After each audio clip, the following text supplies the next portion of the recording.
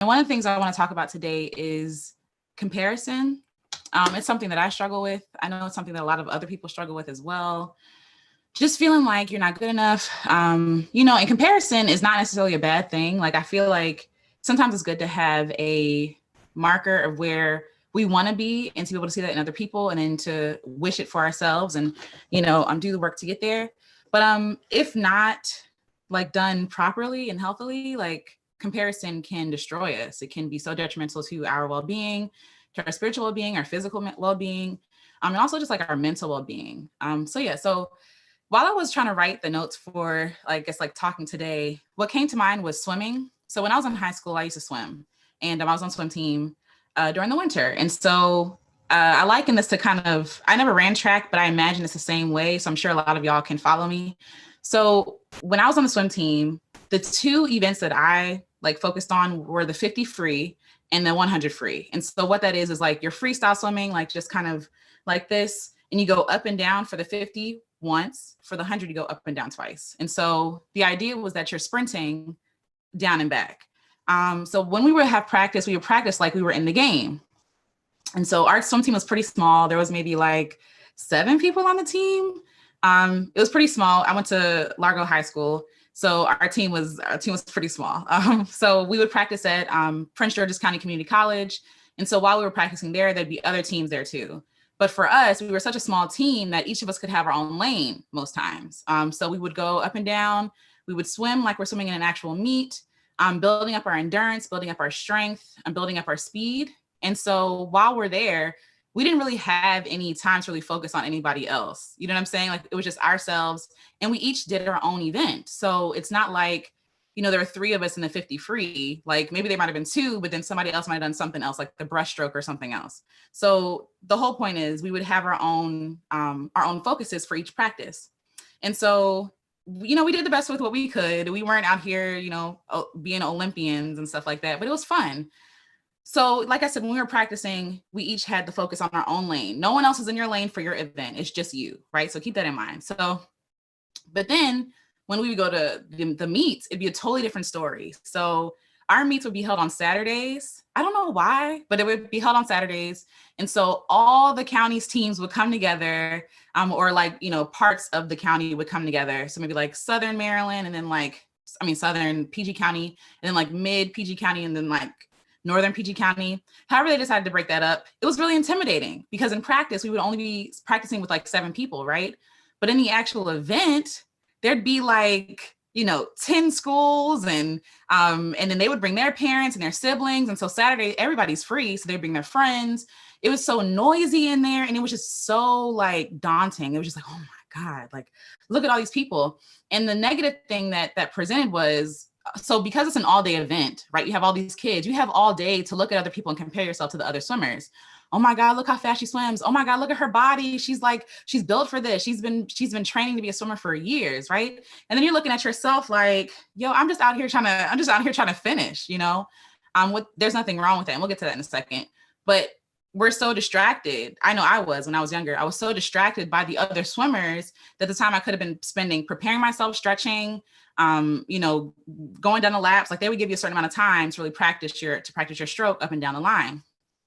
But I was so distracted by what other people had going on that I wasn't focusing on warming up myself, warming up my body. I was measuring myself up against them, And so I couldn't take that mindset I had at practice to the game, because I practiced, nobody was there. Nobody cared what I did. Like, my mom wasn't in the stands cheering me on. It was just me in the lane.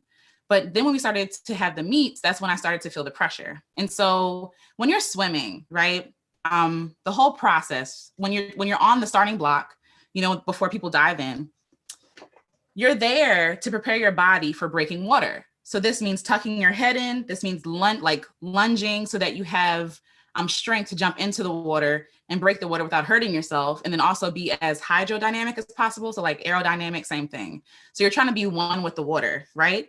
But if you're too busy looking from side to side, you're not focused on your form. You're not going to give yourself that much strength to jump in. You also might be intimidated, and you might feel like you're losing your enthusiasm. And so it's important, because swimming, and I feel like track in the same way, swimming and track are more mental than they are physical. Yes, you need the physical things, but you also need the mental. Mental is half the game. You know what I'm saying? When you're in the water, even if you're not a swimmer, you've seen people swim. They do this, they lift their head to breathe and they put their head right back down. They put their head down so that they're, again, one with the water. They're not working against it. When we start to look side to side, though, when we're swimming, we start to lag. We start to like resist the water. You know what I'm saying? And so when you're too busy looking to the other lane to see who's coming down the lane, who's coming for you, who's in your place that you want, you get distracted. You get distracted and you start to lag. You start to lose your own momentum. You get in your own way and you slow down. And so that's one thing that our coach was teaching us while we were swimming, is to always tuck your head down. Yes, for it being like aerodynamic or hydrodynamic, but also to be focused on the goal. The goal is to get down and back. That's it, as fast as you can. It's not to focus on what's going on in the other lanes. It's not to focus on like who's beating who. It's to focus on your own race. And I feel like that's the benefit and the struggle with sports that aren't really like contact or like team. It's kind of like it's you in that lane and you're alone. When you're swimming, it's when you first start off in the 50 free, for example, that's down and back. It's loud, it's chaotic. People are screaming people's names. It's echoing because it's a huge room. You know what I'm saying? Like, it's really intimidating. And if you're not focused on your own race, you will become terrified. Like, that adrenaline can either work in your benefit or it could work to kick your butt. You know what I'm saying? And so being focused is half the game. So, you know, in the same way, worrying about the things that we can't control trip us up. When I'm swimming, I cannot control who wins. All I can control is what I do, how I pace myself, how I breathe, how I put out energy. Those are the only things I can focus on. Those are the only things I can control. When we step out of our own lanes, we start worrying about what we can't control. Who's beating who? Is she faster than me? Like, is she further along than me? Is she stronger than I am? That's taking up mental space and you can't even focus on what you're supposed to be doing. The only things that you can control. You know, we don't know what's going to happen. All we can do is give it our best try. And I've seen like in the races or even in sports, playing volleyball, for example, we would see these girls maybe so tall and I'm like, oh my God, like they're huge. Like they're going to beat us. They're going to pound the ball into our faces and we're going to lose this game. And then we win. And we win. And the only reason why we won is because we played our own game. We weren't focused. When we stopped focusing on them, we focus on ourselves and like our strategy and the things that we can control. We started to win those games. And there have been times where we got our behinds handed to us, you know what I'm saying? But in the same way, when you're swimming, if you're not focused on your own game, you're going to trip yourself up. You're not going to focus on what you're capable of doing. You're not going to focus on your breathing. You might choke. You might, you know what I'm saying, forget to turn and land and push off the wall. Like, these are the things that get in our way. And this is comparing ourselves to other people in our lives. So some of the swimmers, I'm gonna say this, were really, really good. They were amazing. You know what I'm saying? And so if I compared myself to them, yeah, I feel like crap. I feel like a horrible swimmer. I feel like I don't have any talent. But the truth is, a lot of those swimmers have been training to swim since they were children. My parents taught me how to swim so I could survive and have fun in the pool. That's it. Like, they weren't training me to be no Olympian, but that wasn't my goal. My goal was to just have fun. And so I was like, yeah, I'll join the swim team. Why not? It's fun. It's something to do during the winter time while I'm waiting for tennis or softball to start up, right? But these people have been training their whole lives. So they have an advantage over me that I don't. Their body is literally shaped like to use their upper body, like their upper body stronger because they want to be a swimmer. They want to be an Olympian. And so if that's not my goal, then why would I compare myself to that person? Why would I compare my skills to theirs? Like, duh, Alecia, you're not as fast as they are, because that's all they do. They don't do anything else. Like, this is their ticket. The best thing that could have happened to me for swimming was getting a scholarship. Other than that, I had no plans beyond high school to swim. I had no plans except just to have fun and to exercise. But for these people, that was their goal. So would it be fair to judge my progress, to judge my skill, to judge what I'm capable of to their capabilities? No, because our goals are not the same. You know what I'm saying? Like, that would be unfair. I was thinking about trees, right? And so we know that evergreens are like the pines and all these other things. They're always green. That's why I call it evergreen. They survive, or their leaves survive, excuse me, during the winter months. They survive all year long, right? But then you have a tree like an oak tree, right? And their leaves fall in the fall and like they stay off in winter and then they come back in the spring. Great. Like, we know this about trees. And so would it be fair to look at the pine tree and to be like, you're green all year long? Oak tree, why aren't you green all year long? Would that be fair? No, because they're two different trees. They're two different species. They do two different things, and each has its own beauty. There is the beauty in the wintertime where the snow is falling on the pines and like the greens are sticking out, right? It's beautiful. It reminds you of Christmas. It just reminds you of like holiday spirits and all this other stuff. But for the oak tree, it's also beautiful when it turns red and yellow and orange. And in the fall, it creates like this beautiful painting, right? This beautiful thing that you can't even really capture on camera to really do it justice. They both have their own beauty and they both have their own benefits, but we never compare those two together. We never put the expectation of the pine tree on the oak tree.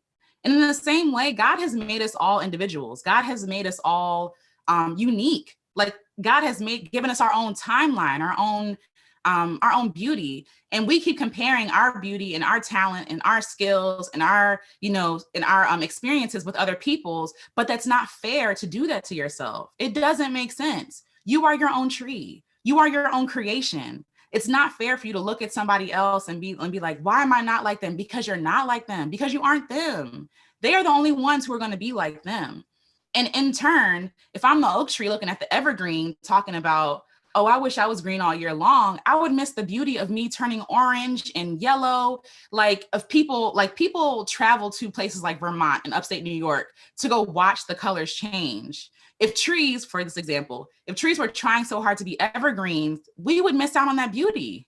We wouldn't see that beauty. They would miss the people like going out in droves and seeing this beauty and seeing this stuff change. We do this to ourselves all the time. We measure ourselves to other people and we miss out on the beauty of ourselves, or we don't deem our beauty or our skills or our talent as good enough, when really it's just different. If we're too busy looking at other people, like I said, we're going to be distracted from our own route. We're going to be distracted from our own plan. There have been so many times when I'm like, I want to do this, right? This is something I want to do. I want to take this on. And then I see someone else doing that thing. So say I want to sing. I want to write a song. And then somebody puts out a song and I'm like, I don't want to put out the song no more because this person, like, they killed the song. They're amazing. And it's like, why can't we both be amazing? Why can't, even if we're doing the same thing, singing about the same thing? I think about gospel music, right? Or even love songs. How many love songs is there? How many love songs are there? There are plenty. There are too many to count, right? Nobody stops writing about love because somebody else wrote about it. But every love song is different. Every love song communicates something differently. It's sung differently. The words that are being used are different. And if that person didn't step up to be them in that moment, to be them and to write the song how they need to write the song, like, then we wouldn't have that beauty. We wouldn't have those songs to be like, yes, that's how I feel. Yes, that's what I mean. There's no end to love songs. There's no end to gospel songs. There's no end to photographs of trees in the fall. You know what I'm saying? Like that, and people will try to stop themselves and say, it's already been done, let me leave it alone. No, we need your voice. We need your input. We need your vision. We need your plans. You know what I'm saying? Like, I feel like that adds to the tapestry. Like that adds to this painting that God is painting. If we don't show up and play our part, that part is going to be missing. Like, think about puzzles, right? If you're a piece in the puzzle, like you're a piece in the masterpiece. And so if you don't show up, that puzzle is always going to be missing, right? Like, my mom does puzzles, and there was a puzzle where I think they gave her the wrong piece, or like a piece was missing, and it drove her crazy. And in the same way, I feel like, God, yes, but also to the world, it's like something is missing. Like, we need you to play your part, even if you are the same color as a different piece. You're still shaped differently. You're shaped differently. You're needed to complete the puzzle. That's what I'm trying to say. Also, going back to the swimming example, if I'm worried about being like other people, I'm going to injure myself. So let's talk about swimming, as I was talking about, or any other sport or any physical activity. As a swimmer, I know that for 50 free, right, up and down, I know how to manage my energy. I know that I'm not going to, go all ham, I don't know, midway. I mean, just for example. And so, but if I'm trying to be like another person, if I'm looking to the left or to the right, I'm going to say, I need to go as fast as they're going. Let me speed up. Let me put this pressure on myself. Then halfway back down the way, I would drown, right? Like if I'm out of energy, if I'm out of resources, if I'm working outside of myself, outside of my capability, I'm going to hurt myself. In the same way, when we're looking at other people trying to do what other people can, maybe this person's lot is bigger than yours. Maybe they can handle more than you can. Maybe they've been in it longer than you have been in it. You know what I'm saying? Maybe your portion is smaller. Should you just forsake that portion and be like, you know what, forget it. I'm done because this person has 10 and I have 5. No, do well with that 5 as well as you can. Like that is what you can handle. That might be what you can handle for right now. Maybe like, so later on in our swimming meets, there was a meet that I had to show up and do the 400 free. And so if you're doing the math, 400 free is down and up. Wait, that's down and up 8 times. I might have that math wrong. Yes, so 8 times, I think. So 400 free is not something I trained for. It's not something I practiced. I'm not a long distance swimmer. I'm a sprinter at that point in high school. And so to me, I'm like, yo, but we had to do it to qualify. And I was the only one there who could do it. So, you know, mindset, I'm used to going fast and going hard, right? But I knew I had to change my strategy because I'm like, if I go fast and hard this whole thing, by 200, I'm going to be done. Like I'm going to be sitting there floating and trying my best to like stay afloat and try my best to stay actually in the game. Right. And so what was beautiful about that moment was there was me and this other guy who was swimming for his school, and he didn't train for this either, but you know, because there was a lack of participants in order for us to qualify, we had to do the 400 free. And so we're both like, okay, whatever, let's just do this. And so technically we were not competing against anyone because we're male and female. So like we weren't even in the same event, right? So we were competing against ourselves. And so for the first time, so it's really awkward because you're going down and back 8 times. People are getting up and walking around, and like it's very different than the 50 where people are like screaming and yes, yay. And you know, the one person who was screaming was my mom, like for the 400 free, like the whole time. And so what was crazy was because all eyes weren't on us, because people were just kind of like, this is boring, whatever, let's go get a snack, let's go get a hot dog or something. We felt free to go at our own pace. There was no pressure. And so what was crazier is that idea of us running our own races, us swimming our own races, that really is what's happening even in the 50 freestyle. Like, even though, yes, there are a million people going down and back when you're in the 50 free. In the 400, no, I was racing against nobody. Nobody was in my lane. It was me in my own lane. And I felt free, taking my time. And when I finished, I patted myself on the back. I felt good about that. Like I just did something I wasn't trained for. And I also didn't put the pressure of myself to like have these great numbers. In the beginning, when we're trying stuff new, when we're trying new things that we're not used to, don't put that pressure on yourself to be amazing. You're figuring it out. You're doing the best you can. You're staying afloat. You're pacing yourself. Rushing isn't always the best thing to do. Because like I said earlier, if I was going super fast, right, in the beginning, then I would have drowned, or I would have like, that's it, I'm done, I can't do anymore, right? And I would have been of no use to my team. We wouldn't have qualified to win anything. And so sometimes you have to be okay with taking it slow, taking the pace slow. It's not a race. You're not in a race. The race doesn't even exist. No one is in your lane. There's no one in your lane. And that's the beauty of it. So the true competition was my time, right? That was really, I was just competing with myself. And even then there was no rush because I was going to my time was going to qualify anyway. There was nobody else doing it. So I won either way.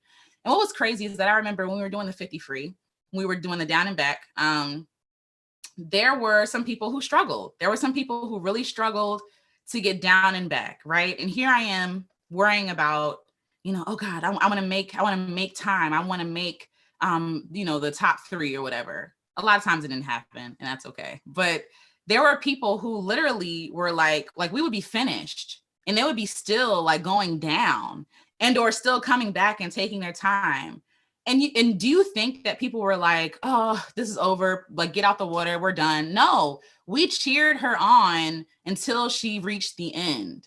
So even if she didn't win a place, she was still celebrated. We still celebrated her finishing. And so for her, she felt amazing. She was welcomed with all this applause and all these accolades and like, yes, you did it. Good job. Like, and just being honest, in PG County, like swimming isn't our, like the thing that we're known for, right? Like a lot of people don't even think Black people swim, which is not true, but swimming is not our thing. So for us, it was like, you did that, you killed it, you finished.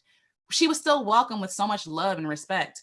And that same respect that we gave her, I feel like we need to give to ourselves. If it takes you longer than what you think it should take, if it doesn't look the same as what other people look like, you finishing, you trying, you putting in the effort, that is worthy of celebration. That girl was in her own lane. And when she got out the water, she was smiling and everything. Her mom was there to welcome her with open arms. Like nobody was judging her. We're not in the Olympics. Like this is like everyday life. In the same way, you're living your own life. You cannot compare your stuff to other people. It's not fair. It's not fair. And you become down on yourself and you start doubting your abilities anyway at the end of it.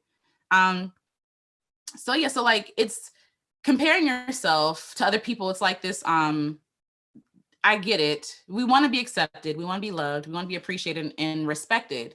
And so sometimes you're not going to get that respect. It's sad, but it's true. Sometimes you're not going to get the accolades, especially because the world has taught us that unless you're top tier anything, it doesn't count. It doesn't matter. Unless like you're making millions of dollars, your thousands of dollars don't matter. You know what I'm saying? Like we're constantly trying to meet these marks that people have made up and placed in our way to make us feel horrible about ourselves. Like look at commercials that they sell stuff using comparison. Your life sucks. You know what you need? This product here. Like that's how they talk to us. That's what commercials are saying.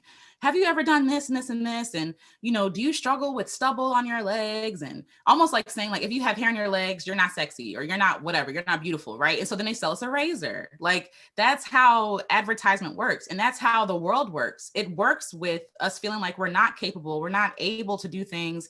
It works to make us feel less than so that we buy into an idea or a product or a course or whatever, you know what I'm saying? And sadly, we don't know how to turn that off. Like it's like we're constantly in that commercial. We're constantly watching things to tell us that we're not good enough. And you don't want to be one of those people that tell you that you're not good enough.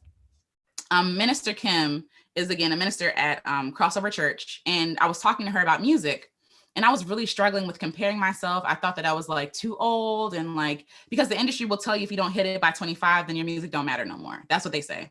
And so I'm like, you know, I'm about to turn 30, and I haven't made it yet, whatever that means.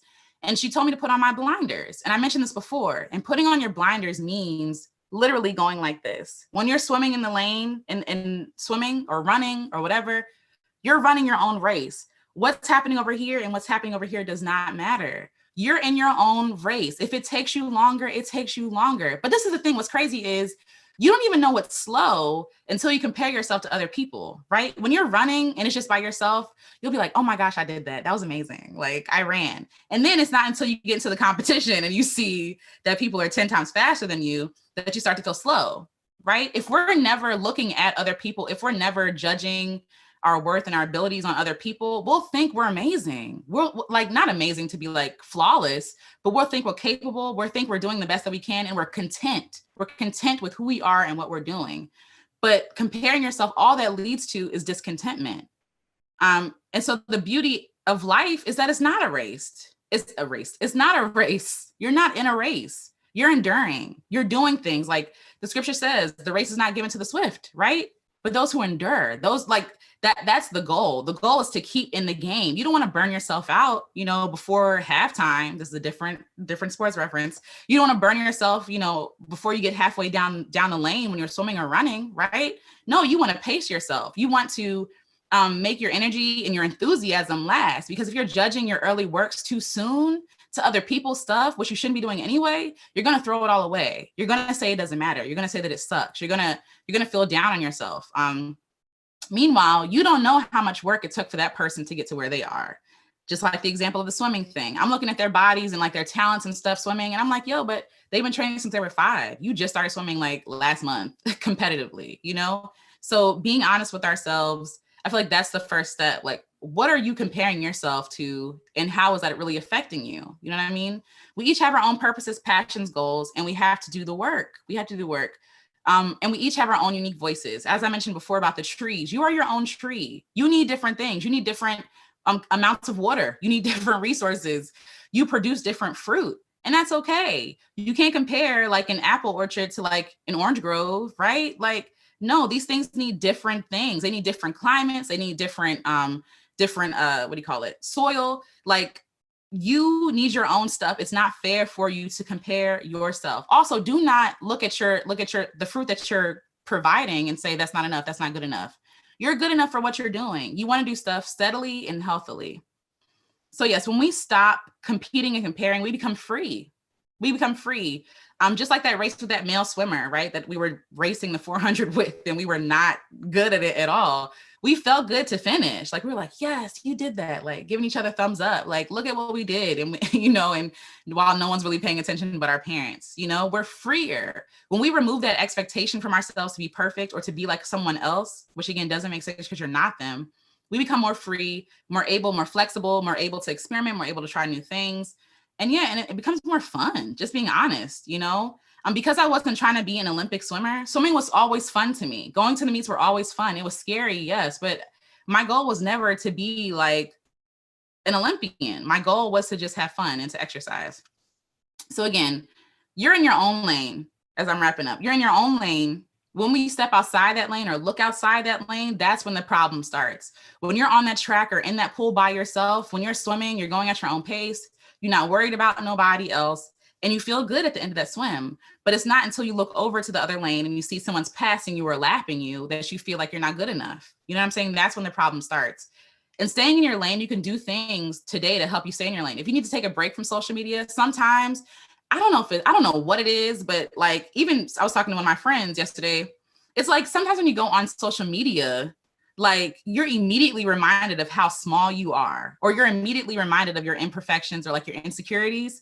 And, or like when you have an idea, it'll come up and it's like, well, dang, they're already doing this. So what's the point of doing it? Right? Like, we have all experienced that feeling in some way. Like, what's the point of doing it? And sometimes it's good just to turn that noise off, get off of social media, find people that you're safe, that you feel safe with, that you can share your ideas and be honest with, who can provide support, resources, constructive criticism. This is how you stay in your own lane, staying true to your mission and your goal.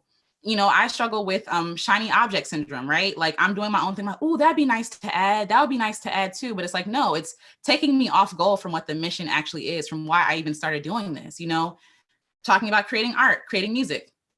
My goal is not to win a Grammy. If that happens, that's awesome. But when I start comparing my music to other people's music who are winning Grammys, I'm like, oh, well, I have to win a Grammy now so that I'm successful. When that's not even what I want to do, right? But comparing yourself to other people will throw you off every time. Working without speaking about it. Sometimes you just got to work without speaking about it, or speaking about it to the wrong people. And I feel like we should all have supportive and reaffirming people, but we also have to affirm ourselves. Write down that goal that you have. Write down the thing that you want to try. Write down why you want to try it. Write down the mission of it. You know what I'm saying? So you can stay true to yourself, true to your vision. And so that you're not really, if someone else is doing something else, it's not going to bother you that much, because it's like, oh, well, that's not what I'm trying to do anyway. You know what I'm saying? So yes, I know this was a lot. I was trying to pack a lot into today's talk. And hopefully later on I can like expound on it and really explain deeper, but I'm hoping that you still got something out of this. I'm hoping that you're challenged to not compare yourself to other people, or to notice when you do start to comparing yourself to other people and how you can prevent that from happening. And then also using truth, right? Truth to reaffirm why you matter, why you're still significant, why even if you're in last place, you finishing the race is more important than you wearing yourself out and enjoying yourself. You know what I mean? Or being like somebody else. And also, you're your own person. Celebrate your uniqueness. Celebrate what makes you you, because God fashioned you together, like knitted you together in your mother's womb for you to be you, not you to be this person or that person. Be yourself. Okay. So I think that's all I have for today. If you enjoyed this, let me know. And until tomorrow, we got 2 more days, and I'll talk to y'all later. Okay. Bye.